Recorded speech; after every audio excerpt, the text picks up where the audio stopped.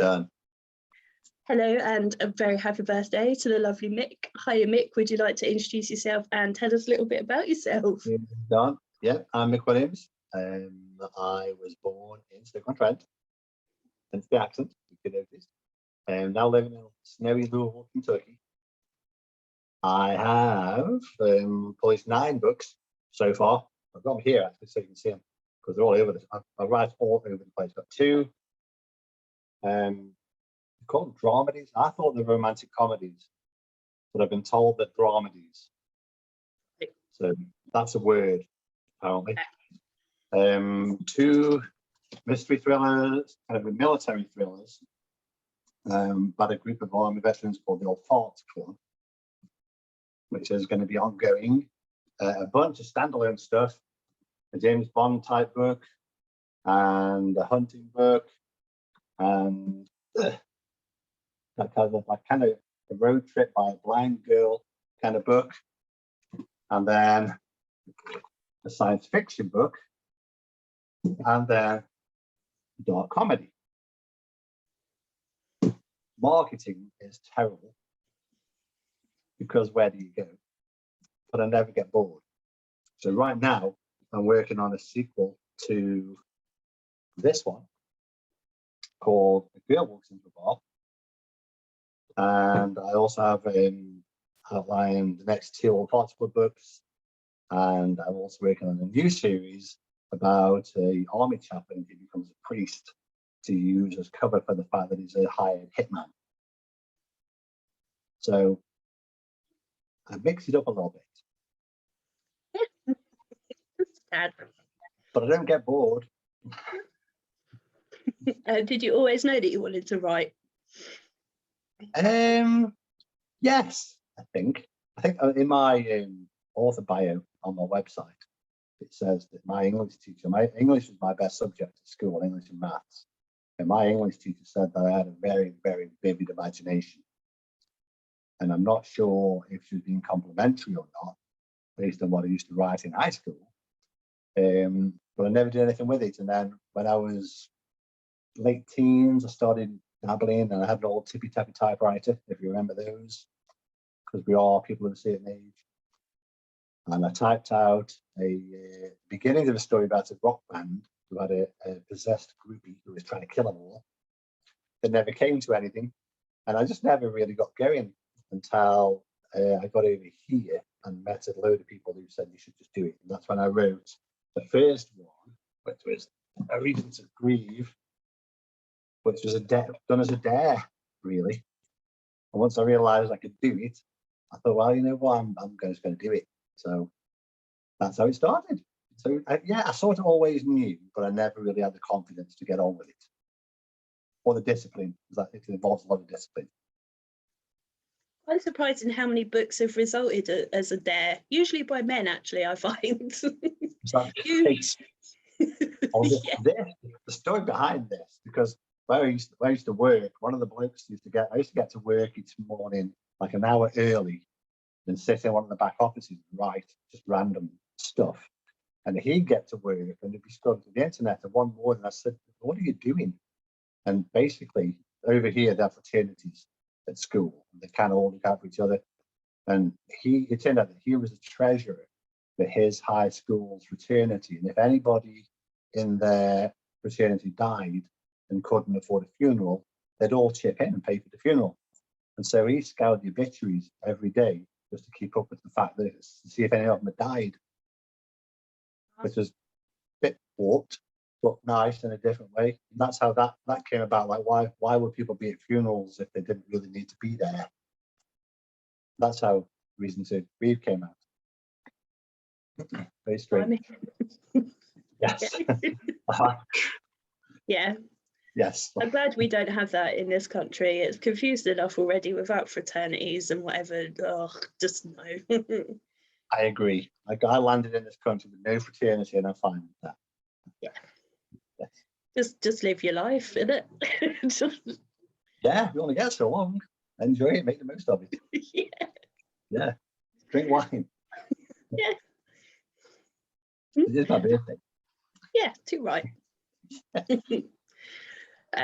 So what is with the different genres? Is it just whatever comes to you that you write, or do you plan on writing, you know, one time I'm going to write this genre and then I'm going to do this one? Honestly, it just happens. A couple of times. One of them, I've been really lucky, but one of them, Hope's Game. This is based on a screenplay by a really good friend of mine named Craig Oswald. It's being filmed. They had to pause filming because of COVID. But he asked me to check out the screenplay. And it's so good. And I just said, this would make a really, really good story. Obviously, you'd have to change things up a bit because it's a totally different format. And he's like, well, write it then. So it was as simple as that. I just wrote it. And then Callie's Eyes, the one that I mentioned about the blind girl road trip, I actually dreamt it. I woke up one night about 3 o'clock. I've got the note somewhere still. Woke up at 3 o'clock one morning with almost the entire story, her name, everything. Jotted it all down, finished the book I was writing. I can't remember what the book was now. And started writing that with no outline or anything. I knew exactly. I knew the story. So it's whatever happens. I'll just you just think, well, but I've got to start writing something a bit more streamlined, because if you want to write and sort of make a living out of it, you need to be doing something that people know what they can expect. And right now, you've got no clue what you're going to get from me. But you're having fun, which is all that matters, right? I am, and apparently they've all got the same voice, which is it's reassuring. When I did the first, Reason to Grieve, had a lot of female readers, because it's got a pink cover, and it's a romantic comedy or a dramedy, I've been told now. Lots of girls and ladies read it. Love it. It's my best reviewed book. But then I found out that loads of blokes read it too, because it's written from a bloke's point of view. So then when I wrote the military thing with the Authority Club, I did think, well, maybe a lot of people that read the books are going to be a bit thrown off by this. But there's also splashes of romance in that as well. But everybody says it's all of them have got the same voice and all the same style. And if you pick one up, you can pick any of them up, and they're all the same kind of style. No other word for it, really. So even though they're all different genres, they're all written for male and female readers, and they've all got the same kind of things going on in them. Not sure how this new guy is going to go on, the priest that's a hitman. Not sure where that's going to go yet, because he can't have any romance. So I'm not sure what's happening with him. We'll find out. Yeah. If you were to be picked up and transported as a character into any of your books, which book would you choose? That's a good question. But I'm looking at them now. Oh my days, I don't know. Probably. You know when they say write what you know. So Final Clearance, again, when you're saying all these different genres, I got tired of reading write what you know. And I've always worked in customer service. I've trained, I've been a store manager, I've done all that kind of retail stuff. And so I decided to write a book about a guy in retail who just gets sick of the abuse. And so instead of putting up with it, he murders the customers instead. And I think going back in my, not that I want to murder anybody, because, we're being recorded and people are watching, but I'd probably be Brody, and I'd go back and deal with some of the people that gave me grief in the past. I worked 4 hours today. Oh my God. Every single customer was an absolute loon, rude, just, oh my God. It's just my dream. I'll send you a copy of Final Clearance. You need to read Final Clearance. It might tempt me to kill the bastards. Well, he doesn't kill anybody good. Okay. They're only bad. That's fine, so, yeah. I can handle that, yeah. If you need to justify it, as long as it's only bad people, you're sort of doing the world a favour. Yeah. But I didn't say. No, of course not. Yeah, absolutely. Especially if being recorded. Even my colleague said you're getting them all today. I'm like, you don't need to tell me. I know, I'm speaking to them. What's it? People are awful. I think since COVID kicked in as well, people's patience levels dropped. And they're terrible. They're terrible. Yeah. And it's like, I always think we're lucky that if you've done it for a living and you go somewhere, you sort of, you know what they're dealing with, you're a lot more tolerant to it. Whereas some people just aren't. So No. they need to do something off, basically. You need to send Brody after them. Yeah, absolutely. I'm totally on board with that. 100%. That's a care of business for you. It's okay. Fabulous. That's made me feel so much better. I'm kind of concerned now. Which leads me on to one of my fun questions. If you were to fictionally murder someone, how would you do it? Obviously, totally hypothetical. If you were going to kill someone, how would you do it? Well, the coolest thing in the I'm probably going to give sort of a sneak peek now, which is kind of a cool thing. In the girl walks into a bar that I'm doing now, the characters from Girl Walks into a Bar, they kind of fall in love and end up, not without giving too much away. They kind of think they're living happily ever after, but they've not finished off the job that they started doing. So they keep getting home invasions. So they have to keep moving. And the girl is sitting on a porch drinking a glass of wine when one of the guys bursts through the screen and tries to kill him. So because she's kind of improvising, basically she smashes the bottom of the glass off and grabs the glass bit and sort of in his neck. And then they drive him out to a bit of a remote location and dig a deep hole and drop him in and fill it full of lime and put some roadkill on top and rake it over. That's how I do it. Okay. Not that you've ever thought about it, obviously. No, not so now we've discussed me killing customers, and we've discussed how I'm going to get rid of them. Yeah. Is this entrapment? No. I think I'd be guilty by association anyway, so. There is that. Yeah, okay. Yeah. Yeah, so we're going down together. Yeah. Yeah. So that's obviously you've got to drink the wine first. Because obviously you can't spill it. Yeah, you can't waste any. No, not at all. And then stab them to death with a wine glass. See, it works. I've researched it for the book. Yeah. Messy though, book. especially if you hit the carotid and it just goes. Well, they did, and it turns out he'd bought the rug that was in the patio that she destroyed. He was not happy. No, but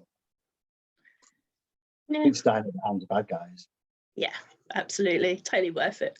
Yeah. Yeah. What a crazy life. Yeah. Okay, so if you were fictionally murdered, who would you want to solve your case? Nice cheerful conversation on your birthday. No doubt. Yeah, no doubt. I'm only 32. What years left? You could get murdered at any age. I know, but if you're going to go, you might as well go late. You know, when you're on your last legs. So I think, did you ever see Bones? Was that a show in it?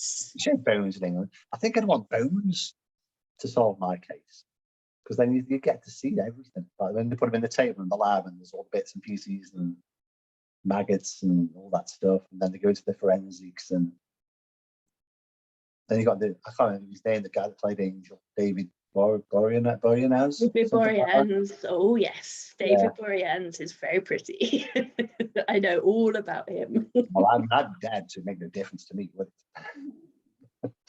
Yes, I think I'd want the Bones people to solve my case. Good choice. Yes. You know, that's based on books by Kathy Reichs that I read when I was in my early 20s that ended up with me doing a forensic science degree in my mid-30s. No way. That I've just finished. Well, congratulations. You're going to follow it. No. because the money's shit. Would you believe to be a CSI you get 20 grand a year, and I get more than that. Yeah, I can earn more than that being a supervisor at Greg's. So that's disappointing, really. Well, yeah. She actually has got a new book. It's going to be called Cold Bones. It's coming out soon. Yes, I think I've Yeah, I think I've seen that advertised. So The cover's Yeah. very cool. yeah, I saw her speak as well at Bloody Scotland last year. She's very cool. I like her. Really? Yeah. I'm not jealous. It's fine. Yeah. I really enjoyed Bones. It was really good. Good show. Yeah, it was good. Yeah, it was brilliant actually, and all their technology. I liked the girl with, I say girl, young woman with all the screens and technology, and she used to, manipulate all the. Yeah. Loved it. And Ange. Could be. Is that Ange? Been a while since I've watched it, but yeah. They show it all the time over here on the Rerun channels.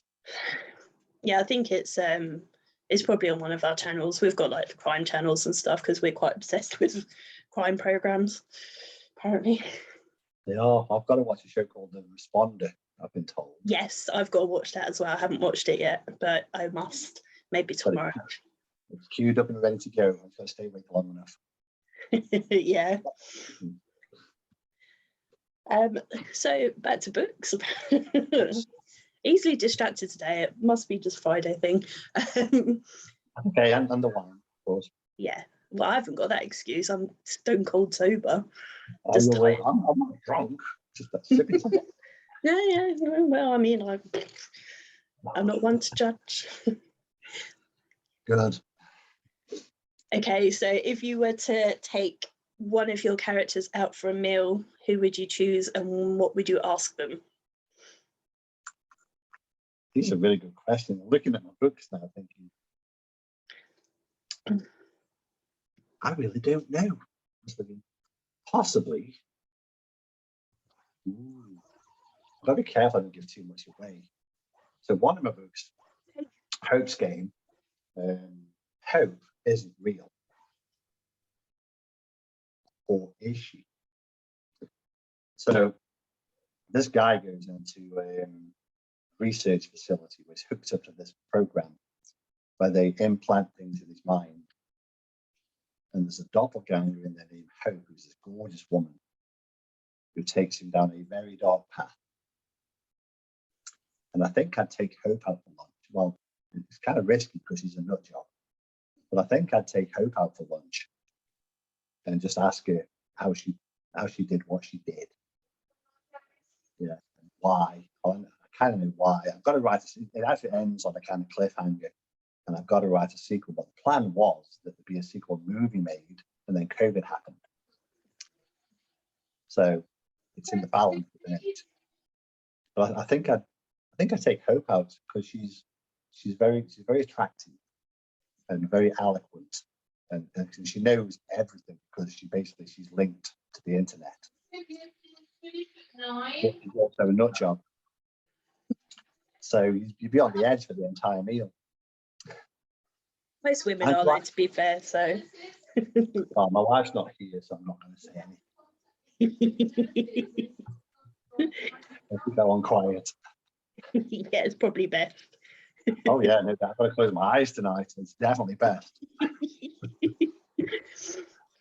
Out of all the books you've written, what was the most fun scene that you wrote, and what was the most difficult?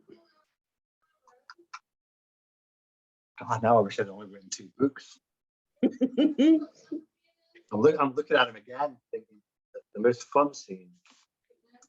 I don't want to give too much away.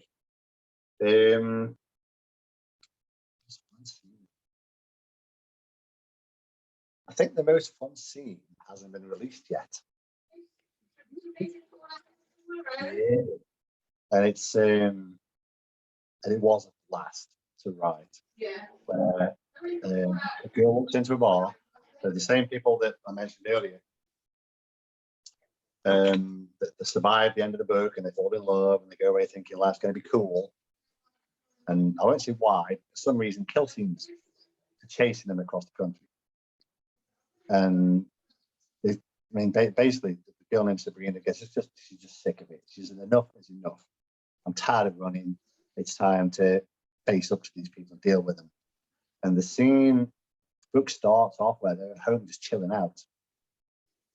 And then, it's like the guy in it, Paul, who's just a basic bloke.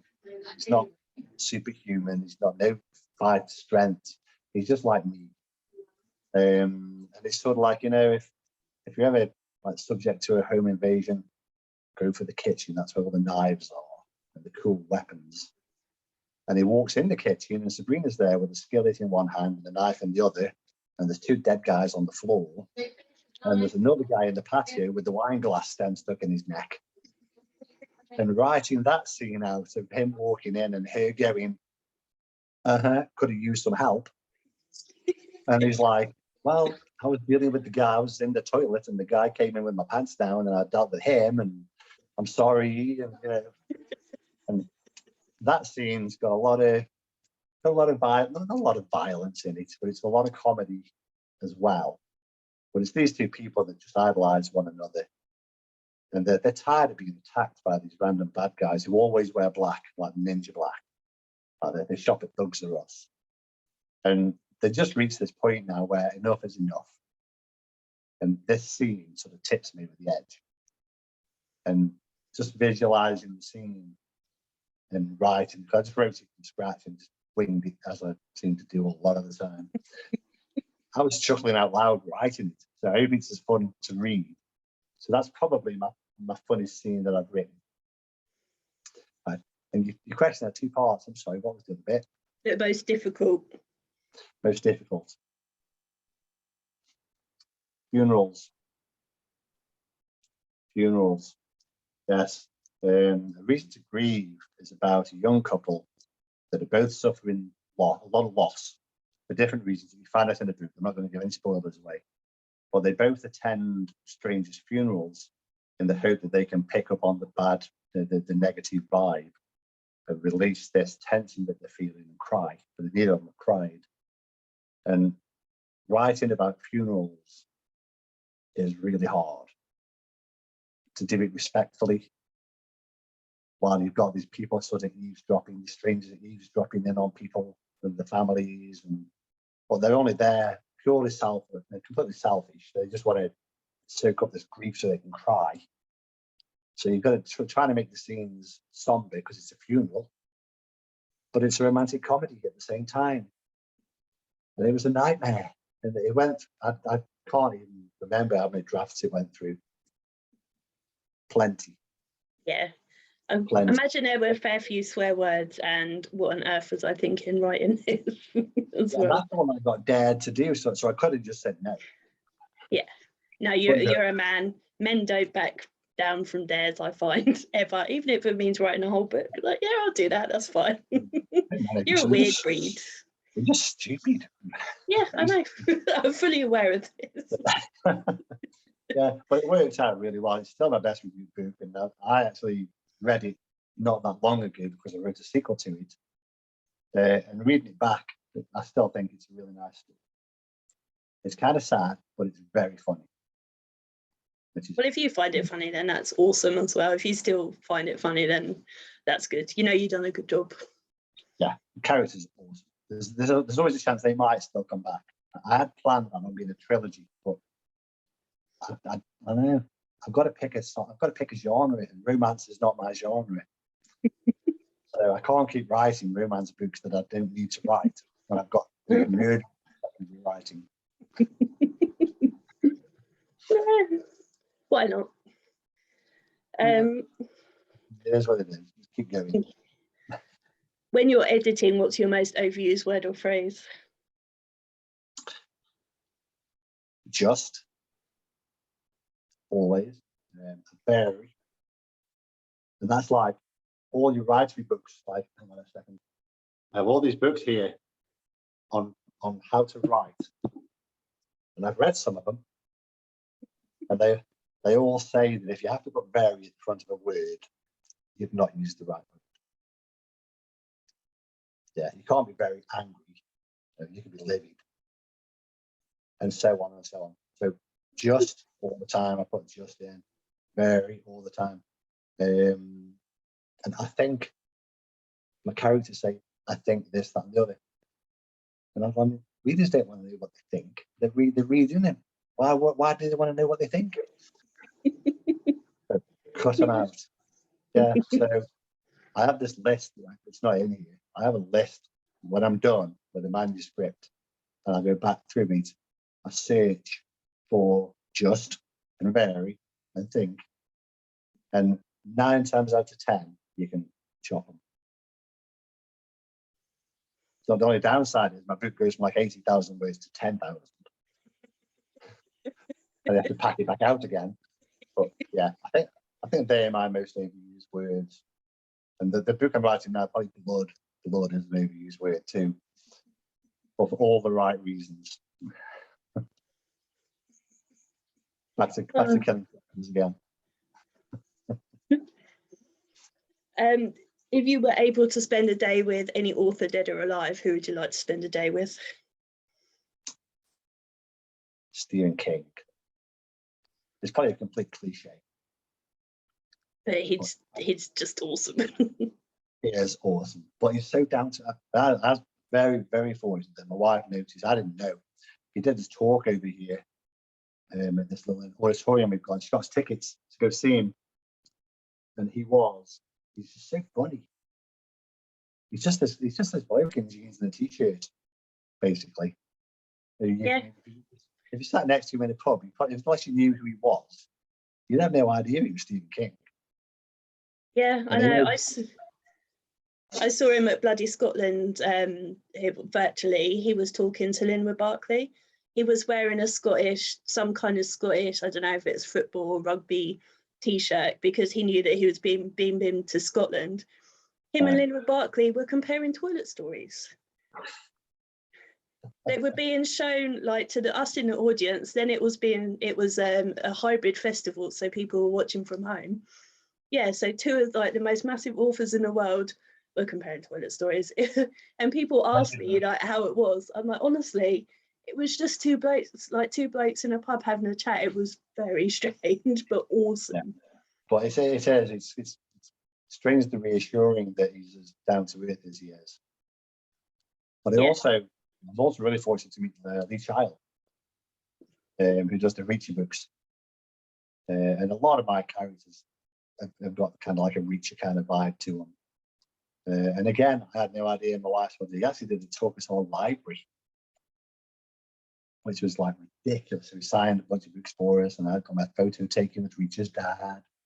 And he did a talk, and he's also really funny, but he's a typical English guy, and obviously he's retired now. His brother writes the Reacher books. But even back then, he said, I'm just an English guy. My work ethic's crap. He says, I just want to write one book a year and then slum it. That was it. And sure enough, that's all he ever did. He started writing on the same day every year with one book, sent it off, and then slummed it for the rest of the year. And now he's slumming it all year. Yeah. I mean, why? If you can, why not? Yeah, it's not like he's living in a mansion and is loaded or anything, that he can retire. No, hasn't worked out for him at all. No millions involved whatsoever. But again, though, completely down to earth bloke. Really, really nice. Had a chat, had a photo, signed my books, and and I don't get starstruck. I've met a few famous people, and I think Lee Child's the one person I've met where I was like, yeah. Yeah, because he is. I mean, Killing Floor is still one of my favourite books. His first book. Yeah. I got excited because he followed me back on Twitter. No way. Yeah. He tweeted. I included him in a list of Follow Friday, and he tweeted and said thanks, I think, or something like that. And I was like, ooh. Yeah, I'm touched on. You've peaked. You got to quit. Yeah, that's it. Done. Yep. Totally. I'm not even gonna argue that. Yeah, I had a little girly squeal because I can't help it. I was like, ah. I probably would have had a girly squeal too, but it's in a deeper voice. I'd love to witness that. That would be quite amusing. Yeah, that's behind closed doors. Yeah. So when you're not writing, what do you like to do with your time? I obviously love to read. The bookcase on the side of me here is full of books. The weird thing is, other than like Lee Child, then Stephen King, Holland Coben as well, I guess, to a point, I only really read indie writers. I think Father was big, like James Patterson. Gave up reading James Patterson a long time ago. used to love his books, and then now that I think they're all the same. I just got bored of James Patterson, basically. There are so many indie writers that are just better than the traditional writers, like leaps and bounds better, that I just couldn't read them. Yeah, so my to be read pile is ridiculous. I don't know if you know Mel Sherritt. She's another Stokey writer. Her books are awesome, but she writes them faster than I can read them. So actually, as well as the books here, there's a pile of books down here that you can't see. There's another shelf that runs the length of my desk that's full of all my English writer books. And so no, I love to read. Music, I love that. That was my first passion. Recently went to a band called Shinedown. Spectacular band. So listening to rock music, and then binge watching Netflix shows, which is actually starting to encroach on the writing time. Because we find that all these shows, especially the hard and COVID ones like Safe and Stay Close, and they're really good. And they're English on an American TV channel, which is just cool because it sort of takes me back to, oh, I live in the cars are on the wrong side of the road and all that kind of stuff. And so binge watching Netflix series is also becoming something that I probably need to go back on a bit, because it does take up a lot of time. And I've got outlines galore here that I need to get working on. And I was really lucky that because of COVID, I mean, I released 3 books last year. And my plan was to release 4 books this year. But we're already almost at the end of January. And I've got like, I think I've got like 30,000 words down for a girl walks into a bar. But I've realised I've not researched it enough. I've sort of reached the point where I've written myself into a corner. So I've got to back out and redo that. But then this priest guy came along, who's also a hitman. So what are you supposed to do? There's only so many hours in the day. Cut down on your sleep a little bit. I mean, you know, Margaret Thatcher survived on 4 hours, so, you know, and she totally had control of everything. Yeah, right. Of course you did. Yeah, she wasn't psycho at all. It was fine. Yeah, the throat of the nation. Yeah, I wish. We had, my wife's just got over it. I had COVID a couple of weeks ago. And I can't stop sleeping. It's like I get up, I also have a day job as well. So my alarm goes off just after 6 every morning anyway. I'm at work for 7. I get back in 4:30, 5 o'clock. So by the time you've had some dinner and had a shower and all that, said hello to the family and stroke the cats, bedtime. And you've got to find some time to put some words down. It's tricky. Yeah, get rid of the day job. That sounds like the most time consuming. It is definitely the most time consuming. I'm very fortunate to be working in a place that I enjoy working with people that I really like. So it helps. But of course, because the way things are, it's like... You've muted yourself.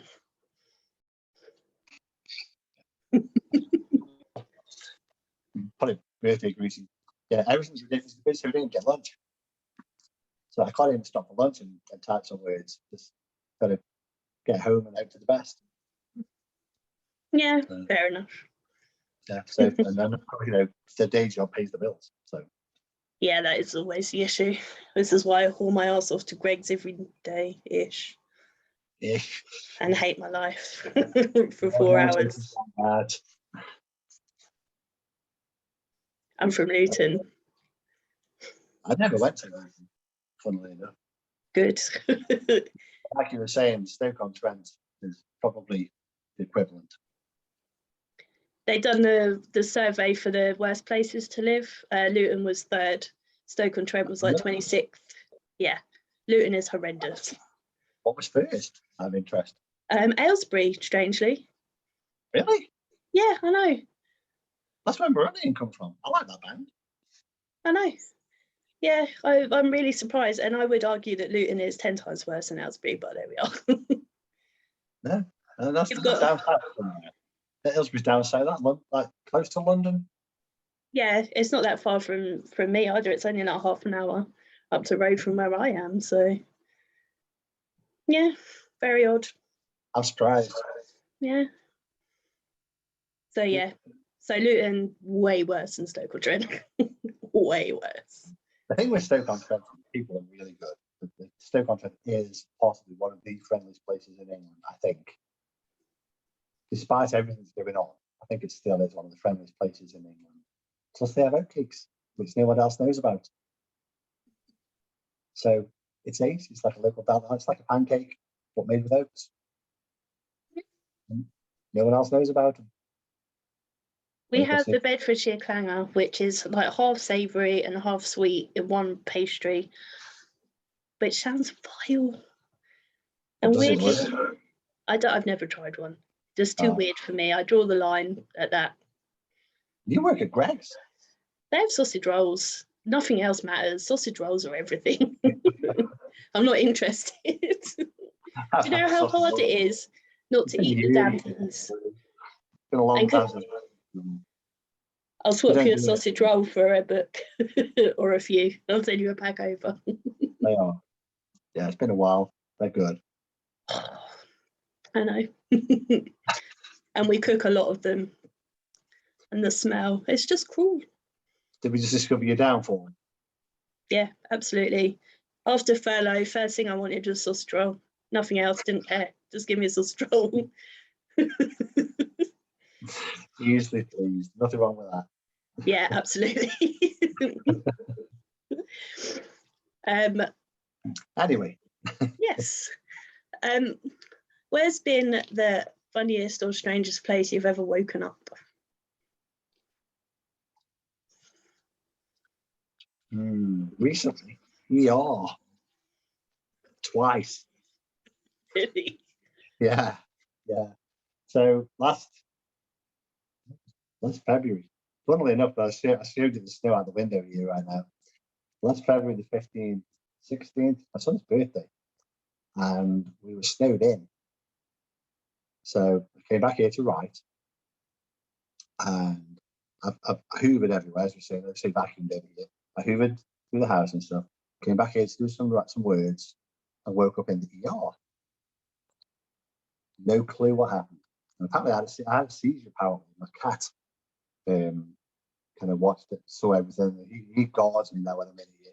He'll come in here and watch me, make sure I'm okay. Bless him. And then there's a convention over here called Imaginarium, which is spectacular. It's just ridiculous random convention. It's massive. They take over a hotel. People come from all over America.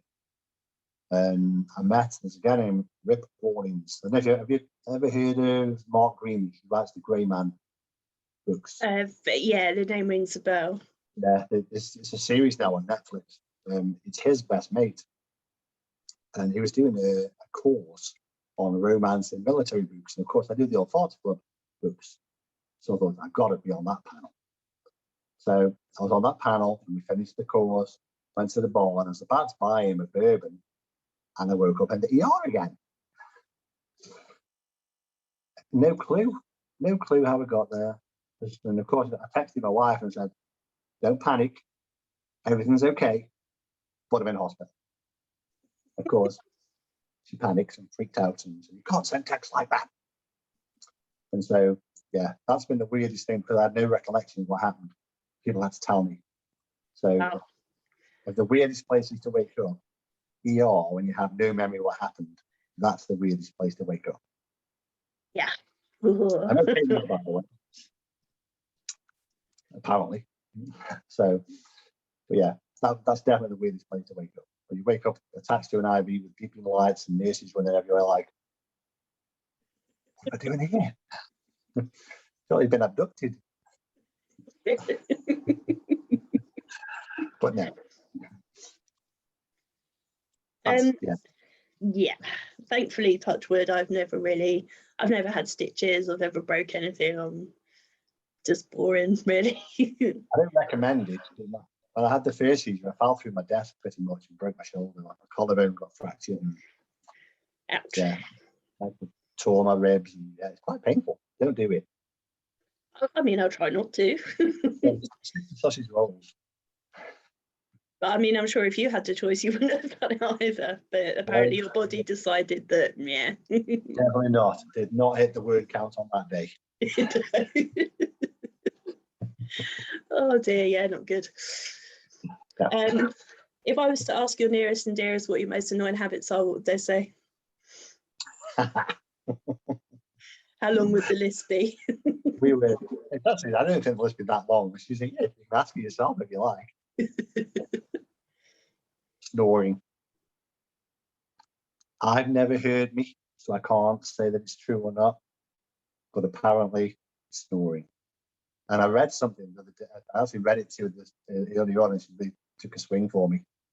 Someone had said snoring is actually your body saying that you're having the best sleep you've ever had. Yeah.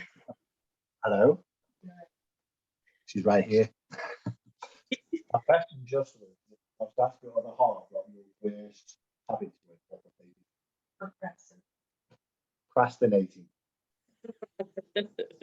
Not snoring. That's an author thing.